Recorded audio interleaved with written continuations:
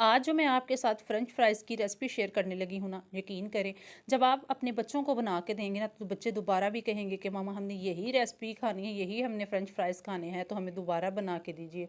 अस्सलाम वालेकुम my YouTube family, कैसे हैं आप सब? आई होप आप लोग ठीक-ठाक होंगे।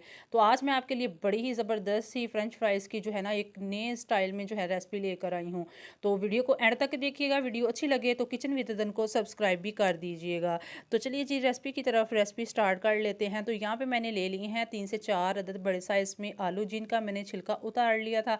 अब हम इसको जो है वो फ्रेंच फ्राइज़ की शक्ल में जो है ना इसकी शेप दे लेंगे, इसको कट कर लेंगे। सारे जो मैंने आलू हैं इनको फ्रेंच फ्राइज़ की शक्ल में इसको कट कर लिया है। अब हम इसको पानी में जो है ना वो अच्छी तरह से वॉश कर लेंगे। तो अब सारे आलू डाल के इनको अच्छी तरह से धोकर मैंने जो है वो अब दूसरी तरफ पैन में पानी जो है वो ऐड किया है।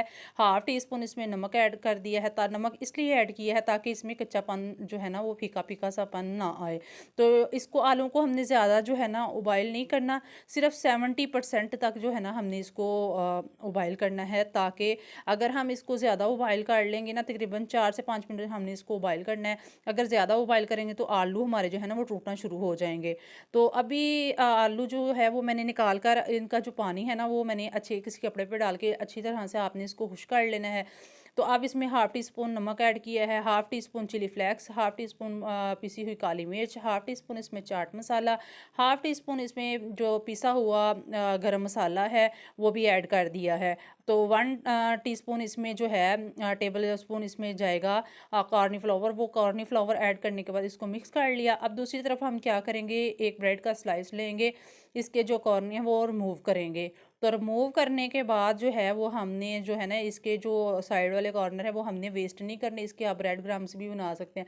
अगर उसकी रेसिपी चाहिए तो वो भी मेरी वीडियो जो है ना वो मेरे चैनल पे है, तो वो आप देख सकते हैं वहाँ पे जाके। तो अब इसको जो है 2 हिस्सों में कट कर लेंगे। कट करने के बाद क्या करेंगे कि यहाँ पे 1 टेबल स्पून जो है वो मैंने ले लिया है मैदा। मैदे को पानी में जो है ना वो हम मिक्स कर लेंगे, एक ली सी तैयार कर लेंगे। तो देखें इस तरह से हमारी जो ली है वो तैयार हो चुकी है।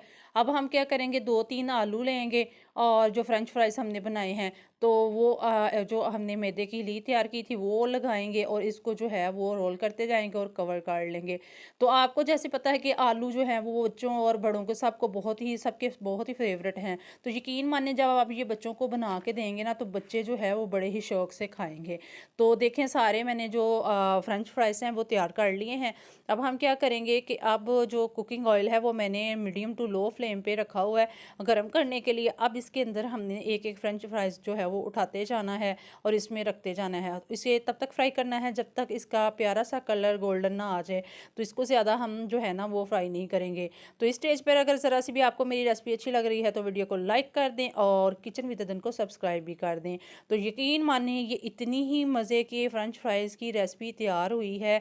बच्चे इसको बहुत ही शौक से खाएँगे। जब एक दफ़ा आप बना के देंगे ना दोबारा भी वो इस फ़रमाइश करेंगे। तो उम्मीद करती हूँ आपको ये रेसिपी पसंद आए। अगर वीडियो अच्छी लगे तो वीडियो को लाइक शेयर कर दें अपनी फैमिली फ्रेंड्स में और अपना फीडबैक भी ज़रूर दीजिएगा कि आपको मेरी ये रेसिपी कैसी लगी है।